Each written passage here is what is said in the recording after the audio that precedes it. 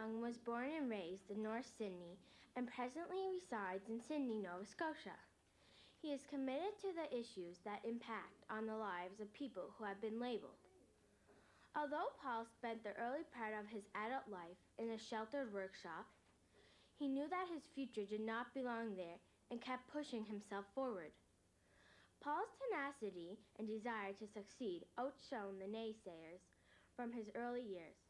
His life story is one of consistently overcoming barriers created by society. His greatest personal accomplishments include his marriage, owning his own home, and driving a car. Today, Paul Young is the past chair of the Council of Canadians with Disabilities. He is a founding member of People First of Nova Scotia, a founding member of People First of Canada, and a former president of People First of Canada. He has sat on various provincial and federal government committees. In 1998, he created his own consulting business, Young & Associates, and is known internationally as a respected and gifted motivational speaker. Paul's speaking engagements have taken him across Canada, the United States, Brazil, and the Netherlands. Paul understands the need for a voice for people with disabilities and is a strong advocate for the principles of equality and self-determination. He has been recognized for his work by being awarded the Disability Advocate of the Year 2002 by the Persons with Disabilities Partnership Association for Industrial Cape Breton, Victoria County, and also the Queen's Golden Jubilee Medal by the Government of Canada. Mr. Chairman, principals and teachers, and more importantly, young citizens of Canada. It's a great pleasure to be here. This is the very first time that I've ever spoken in front of such a young and good-looking crowd as yourselves. And I'm going to tell you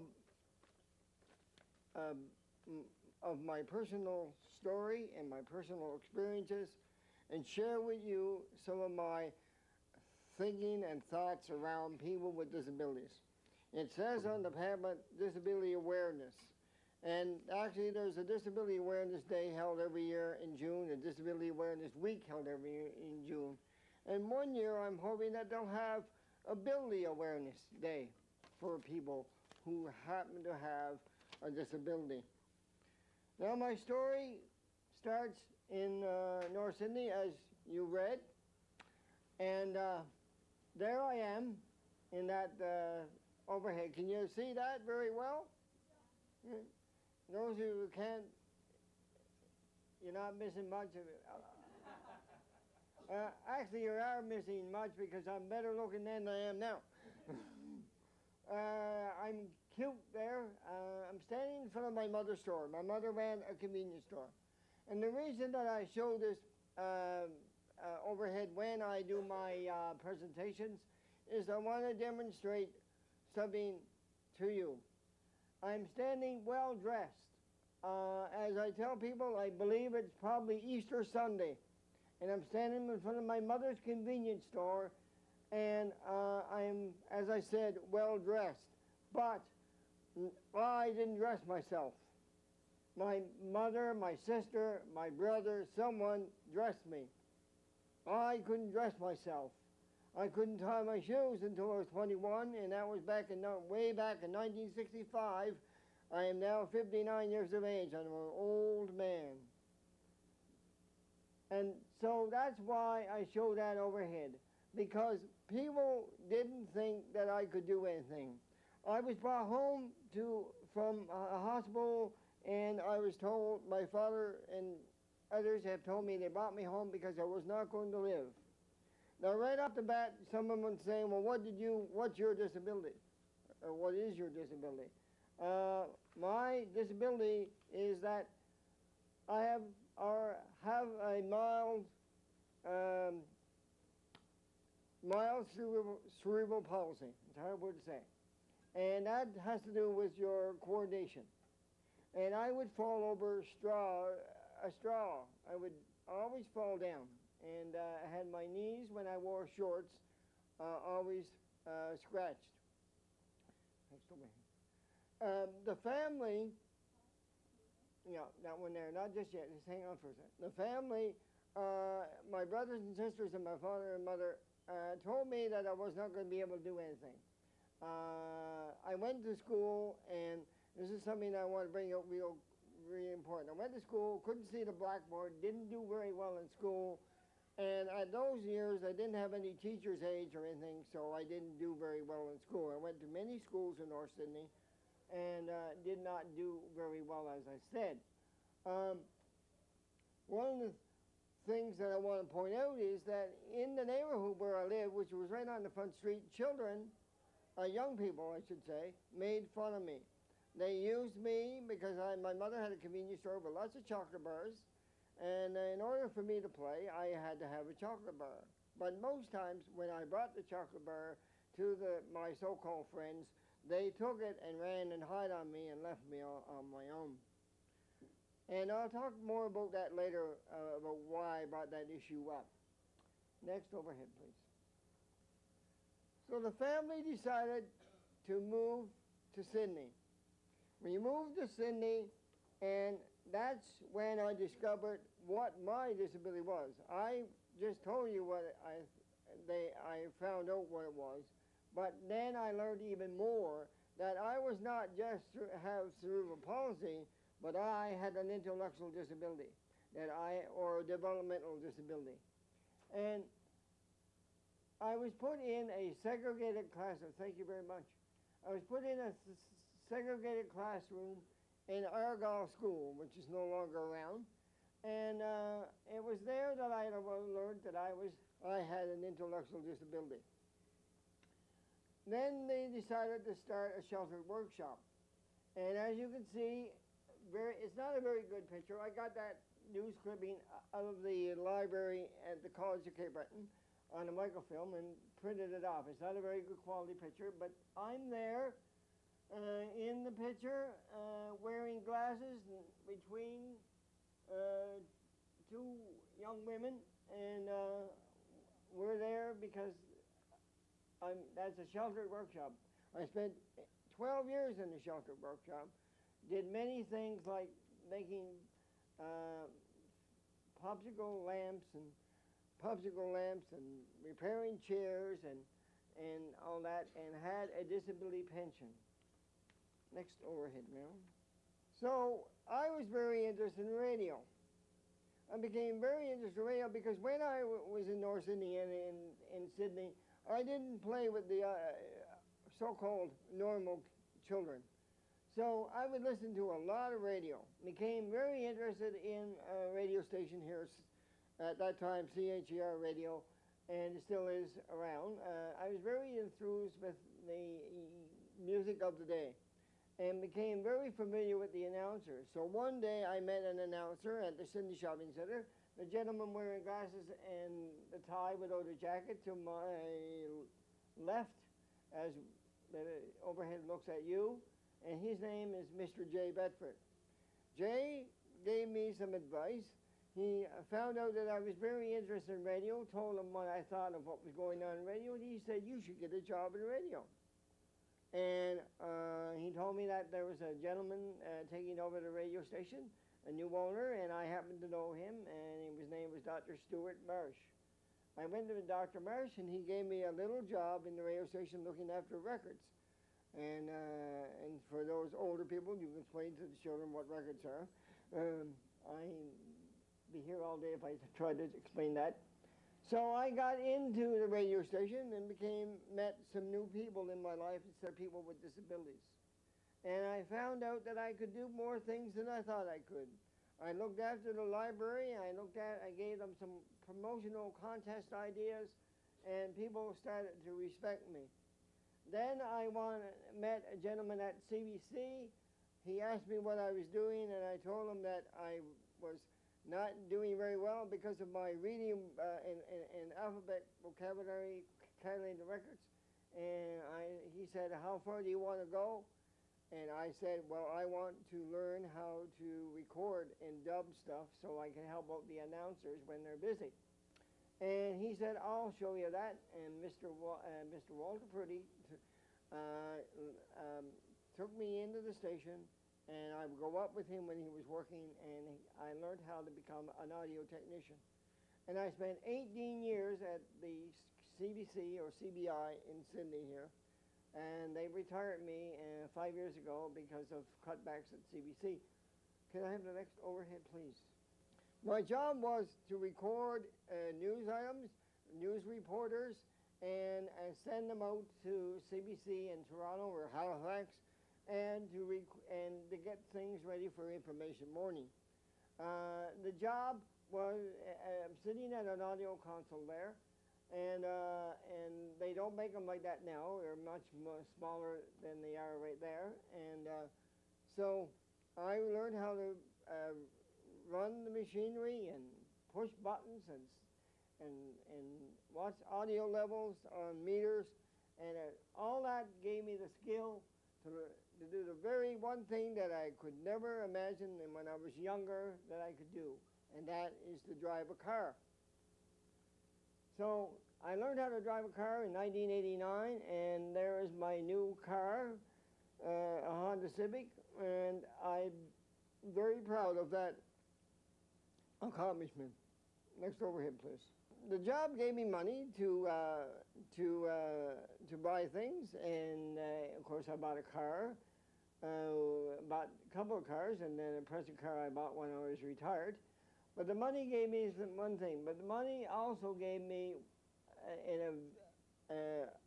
enough money to be able to marry my wife, best friend, Marilyn. And Marilyn, of course, is obviously with me today. And normally Marilyn's not with me, so I go on with a big spiel about what Marilyn's like.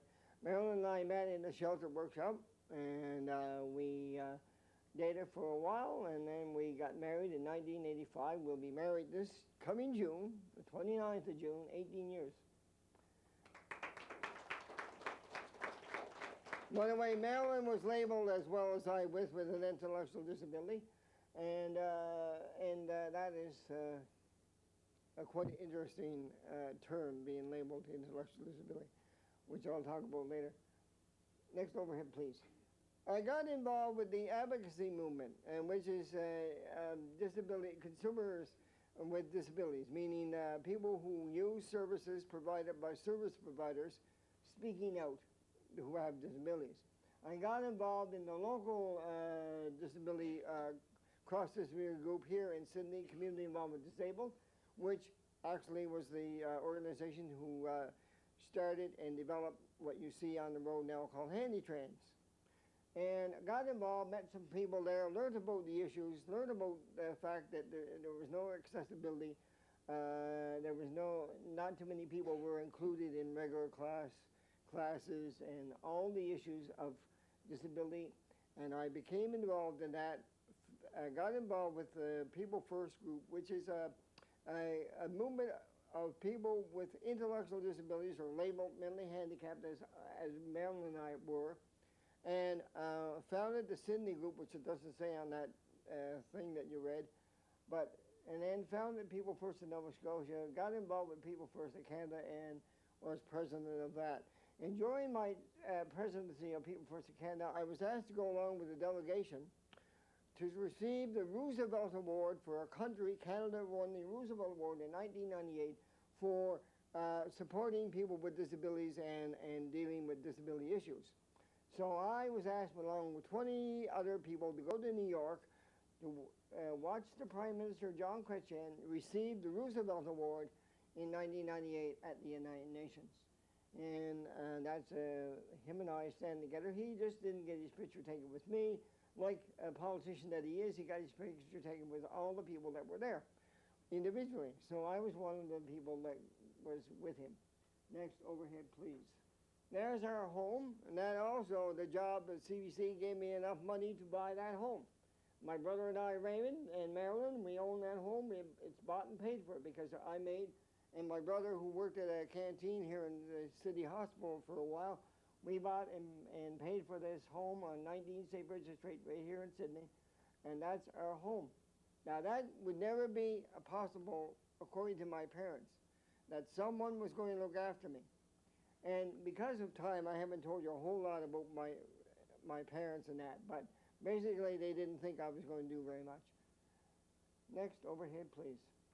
Now, it was also read in the introduction that I won the Queen's Golden Jubilee Commemorative Medal. And I didn't win it. That was awarded to me. And that happened. And I don't know if people can make that out, but anyway, I'll let you look at it for a second. That happened this past November 13th in Halifax, Nova Scotia. Can I have the next overhead, please? And there is the certificate for the medal, and made out to me, Paul Arthur Young. And there I am with Myra Freeman and her husband, and the MP for Member of Parliament for Halifax, Alexa Dunner, the then leader of the New Democratic Party of Canada.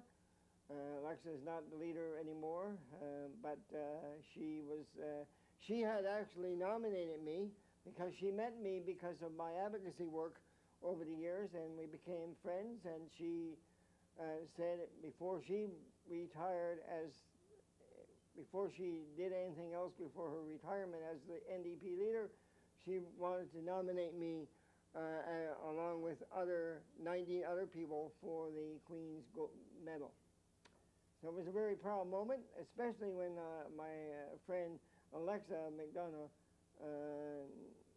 nominated me. I'm quite proud of that. She's a very nice lady. Just not a politician. She's a very real nice lady. So that's wonderful for me. I have a great story to tell. Like some people say, I was very fortunate because I met 2 people, 3 or 4 people who believed in me. And I didn't believe in myself at that time because I did not imagine that I would be able to work, especially at a radio station at CBC, although I loved radio.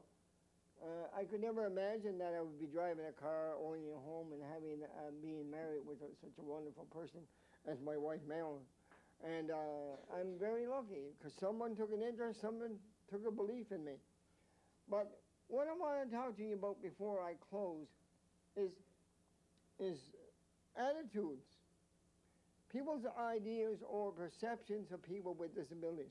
And as I said in my opening remarks about disability awareness, well, I think that in one way it's good to know what the disability is so that the person and people around the person with the disability can support the disability. The most important thing after that is to get to know the person. Who is the person? Who is he or she? What can they do? What are their talents and what are their beliefs? Because when I was young, I didn't know that I had beliefs. I didn't know I had talents. All I knew was I was different, that I had a disability. And one of the things that happened to me, and this is I'm going to share this with you, all you wonderful young people, is that to speak to young people such as you at your age is one of the biggest challenges I've had in my whole life, to speak to you today. Because when I was a child, as I said very briefly, I was made fun of, I was made to know I was different, and I was made to know that I wasn't worth anything, according to the children that I played with. Because I couldn't run like them. I couldn't climb trees, fences, or anything like that. And I had trouble buttoning my clothes, had trouble with zippers, had trouble with tying shoes. And that made me feel very, very bad because I wanted to be like everybody else.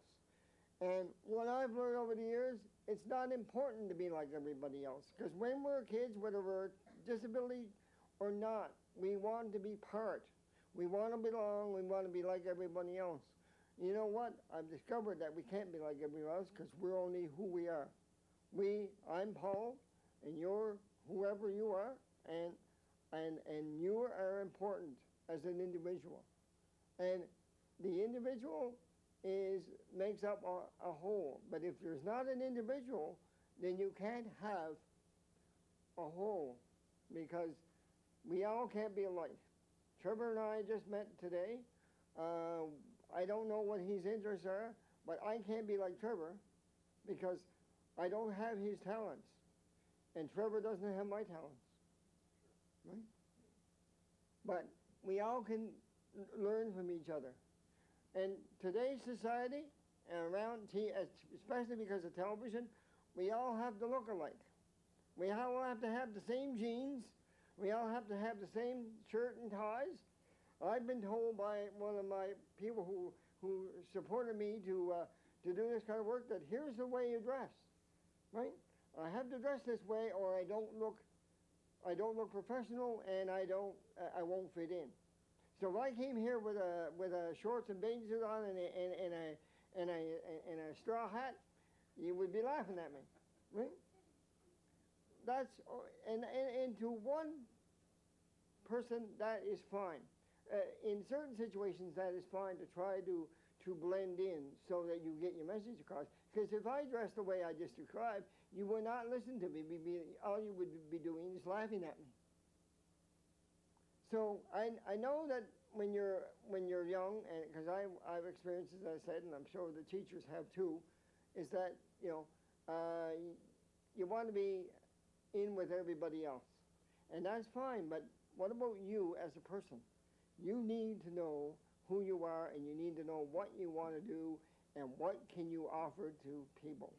And Dr. Yeager set up this group, and I imagine, I don't know all about your group, but I know that he would want people to be individuals as well as a group. Now, in the description I told you about the workshop, the sheltered workshop, and the mentally handicapped classroom, I call that a cocoon of impossibility.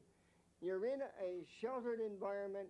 You're there because you cannot do anything, and the people who were your peers or your friends are there because they can't do anything. So you never learn anything. It's important to be able to experience these new opportunities. So that if you all went to the beach, you all went to the Kiwanis swimming pool, and never came here, you would never be able to hear the guest speakers that you've had over the months and years that this group has been going. How long has the group been going, 7 years. So 7 years, imagine how many young people have come through here that have heard people talk, and they have learned something. But if you're off somewhere else and all by yourself, you're never going to learn. So obviously I'm big on inclusion or integration. And just in closing, I want to describe something to you. People with disabilities have, up until 25 years ago, never had a voice on their lives. The service providers controlled everything, and this is what you got. You had 2 or 3 organizations that were run by people without disabilities, telling people with disabilities what they needed and what they want. 25 years ago, colleagues of mine and friends of mine now established the voice of the persons with disabilities and have done advocacy. Just one recent thing locally here, there was a ferry going to North Sydney and Port aux Basques during the summer about 3 years ago, I think, called the Max Mose. It wasn't accessible. So people here complained, wrote a letter to Marine Atlantic, said that this ferry was not accessible, and that we would like to talk to them about how it could be accessible and how we could support them in making it so. And it was that move was so successful that they set up a committee of people with disabilities and people from Marine Atlantic to go over what they're doing with accessibility to their ferries. And they just have won an award for that. And I forget who gave the award to them. But because of that committee, Marine Atlantic won an award. We just, at the Council of Canadians with Disabilities, which is a cross-disability national organization of people with disabilities, were just fighting for 2 years with Via Rail, where we had some nasty letters from Via Rail. They had purchased 100 railway cars from England that were not accessible. And we said as an organization that this wasn't right, that they were not accessible. And they wrote us back saying, too bad, we're going to use them anyway. We wrote to the Minister of Transportation, we filed a complaint with the Transportation Agency in Canada, and just 4 days ago or 5 days ago, we were awarded, the Transportation Agency told Via Rail to make these cars accessible because they had no right to do that to citizens in Canada. So if people don't speak up, their voices are not heard, then it's a problem. You, the Youth Speak Up, is a great name. So your voice can help make changes. You can help me. I need your help. I want you to think about people differently. I want you to think about people as people and not with disabilities. It's only important to know the disability so that you can support it. After that, you'll find a person who needs to be belonged and cared and loved as we all should be loved. So I'm offering you that challenge to get involved. If you need my help to think about setting up a young person's group that would talk about or advocate for young people with disabilities, then I'll be very interested in helping that. But the biggest thing you can do is to help change the attitudes, because some of the older people have thought of us with disabilities in a very bad light. And I could go on and on about why that is, but the important thing is that you can change that by just saying that these people, regardless of their disability, belong and have the right to go to school and be taught like everyone else. It's been a pleasure to talk to you. I hope I've made some sense to you. And if you want to ask me questions, I'll be glad to take them. Mel, can you put up that last overhead, please? Right. So, you can think about that, and that you can help me and others like me give equality or bring people into society that need to belong to society. Thank you very much. Thank you, Mr. Young. Your inspiring talk regarding issues related to disabilities have opened all our eyes. It is my hope that our generation can keep the doors open for everyone. Thank you for showing us that anything is possible if we work hard enough for it. Thank you, Mr. Young. On behalf of Youth Speaks Up members, I would like to present to you a small token of our appreciation. Thank you very much.